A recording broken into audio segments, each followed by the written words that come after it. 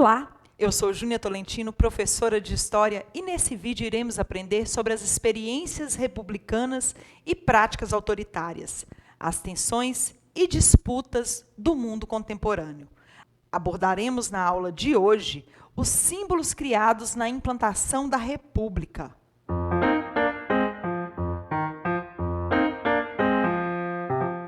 Sem derramar uma gota de sangue, em uma cerimônia improvisada na Câmara Municipal Carioca, a República foi proclamada.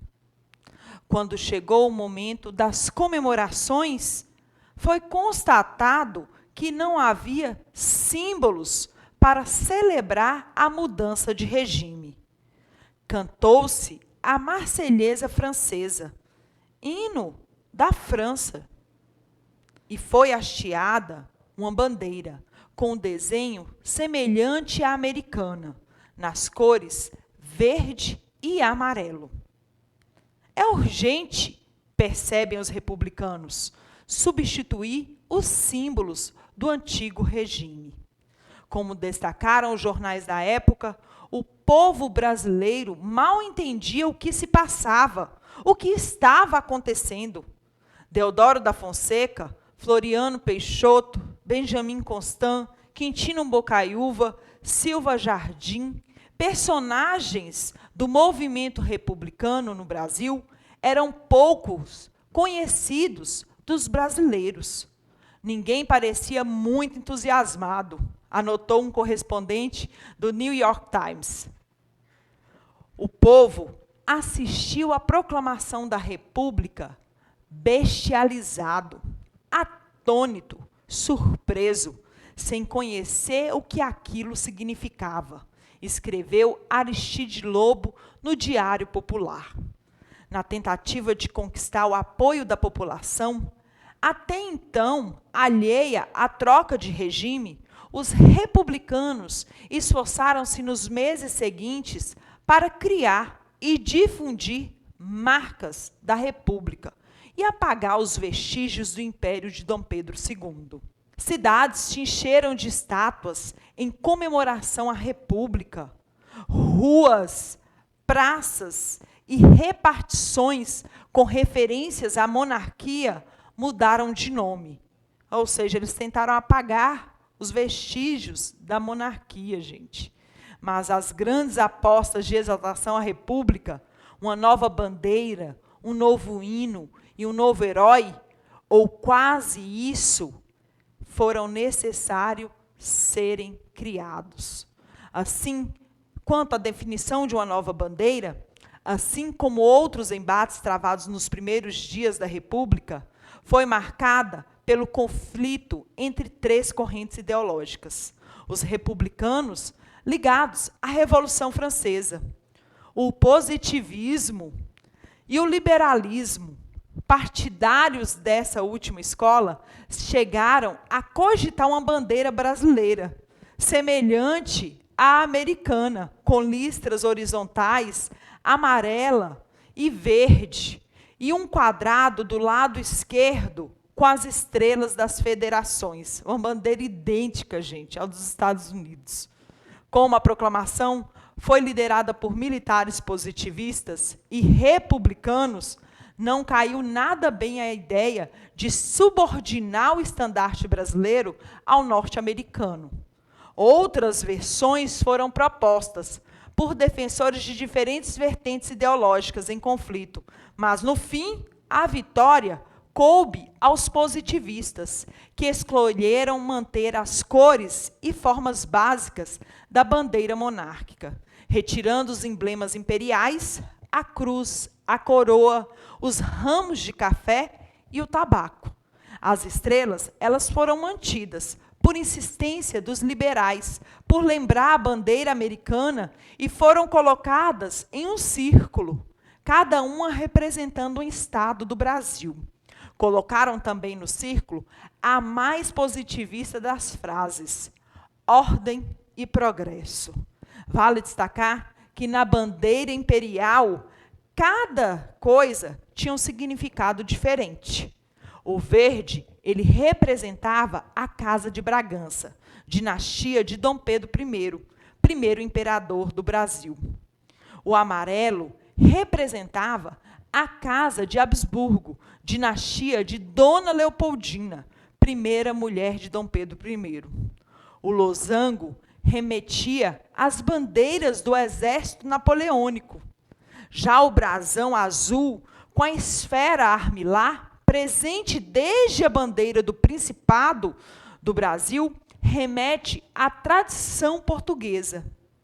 A cruz vermelha referia-se à Ordem de Cristo, à Igreja Católica.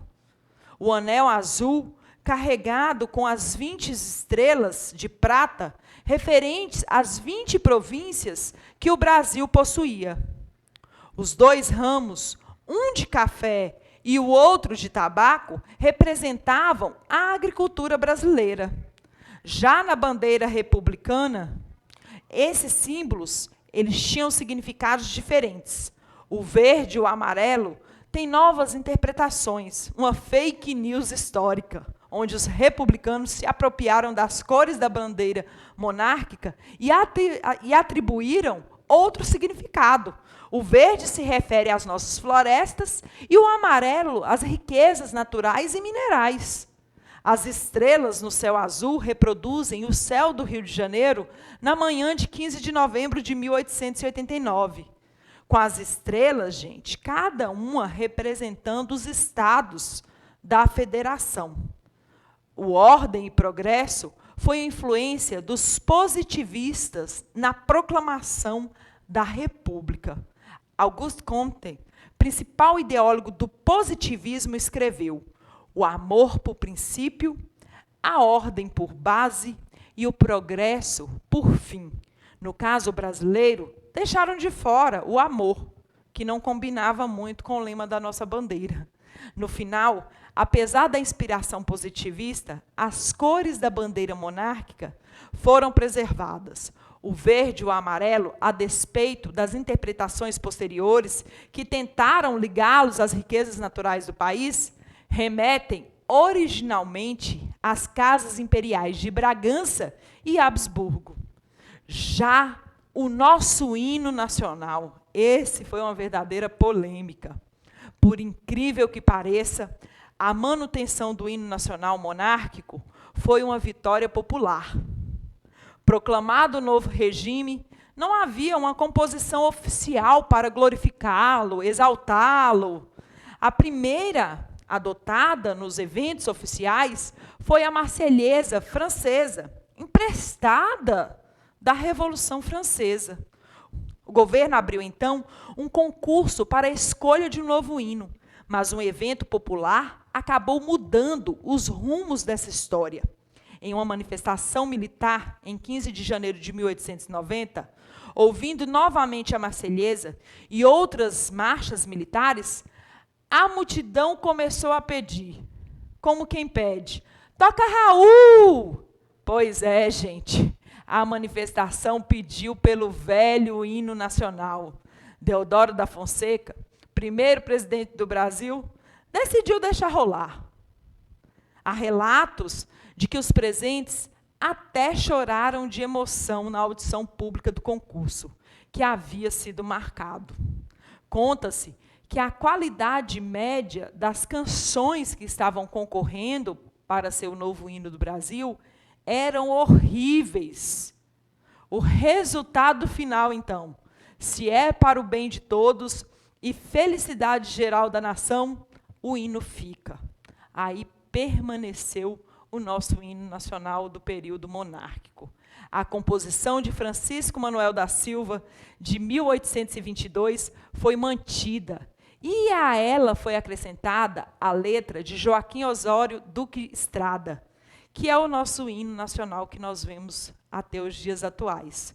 O concurso do governo para o hino nacional tornou-se, então, uma disputa para eleger um hino da proclamação da República em 20 de janeiro de 1890. Ou seja, eles deixaram de escolher o hino e foi escolhido o hino da proclamação da República. Após a execução do novo hino da Proclamação da República, o povo puxou o hino nacional, como acontecera no evento militar dias antes. Não tinha para ninguém, contra o maior hit do patriotismo brasileiro. Ouviram do Ipiranga as margens plácidas, e assim por diante. Aí, nós vamos ver agora a invenção de um herói. Os principais idealizadores da nossa República, Deodoro da Fonseca, Floriano Peixoto, Benjamin Constant, não eram figuras muito conhecidas, além dos círculos militares. A pouca participação popular tornava difícil a consagração de um mito, importante para a aceitação de um novo regime. Heróis são símbolos muito poderosos, encarnações de ideias e aspirações, pontos de referências, fulcros de identificação, escreveu o historiador José Murilo de Carvalho. Então, seria necessário inventar um herói para o Brasil. Tiradentes, único dos inconfidentes mineiros, condenado à morte, surpreendentemente caiu como uma luva para o papel de herói. O mito em torno de sua figura foi criado após a sua morte. O mineiro passara quase um século na obscuridade, escondido como traidor da monarquia. Como não havia registros de sua imagem e seus pensamentos, a República teve liberdade para criá-los. Tornou-se um idealista pela liberdade do Brasil. As representações de Tiradentes passaram a se assemelhar com as figuras de Cristo, os cabelos longos, castanhos, olhar cândido, vestes brancas, crucifixo no peito. Aquela imagem foi criada e a República se apropriou de Tiradentes como um grande Marte.